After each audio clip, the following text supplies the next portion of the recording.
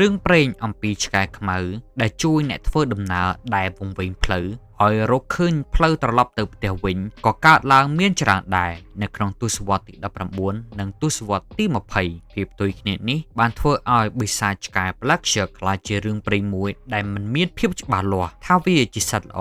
ឬជាសត្វអាក្រក់មនុស្សជាច្រើនគិតថា Black Shark មានប្រភពដើមពីប្រឡោមលោកមួយដែលមានឈ្មោះថា The Hound of Baskerville ដែលជាស្នាដៃរបស់លោក Sir Conan Doyle ប៉ុន្តែការពិតទៅរឿងព្រេងនេះមានតាំងពីយូរលង់ណាស់មកហើយលោកបណ្ឌិត Simon Sherwood ដែលជាអ្នកជំនាញផ្នែកប្រវត្តិសាស្ត្របានលើកឡើងថាការពិពណ៌នាដំបូងបង្អស់អំពីឆ្កែខ្មៅបិសាចគឺនៅក្នុងកំណត់ហេតុដែលមានឈ្មោះថាកាលបវត្ត Peterborough នៅប្រហែលឆ្នាំ1127ក្នុងកំណត់ត្រានោះបានរៀបរាប់អំពីក្រុមអ្នកប្រមាញ់ខ្មៅដ៏គួរឲ្យខ្លាចរួមជាមួយឆ្កែខ្មៅធំៗដែលមានភ្នែកដូចចានគោមដែលត្រូវបានគេមើលឃើញនៅក្នុងតំបន់ Peterborough Abbey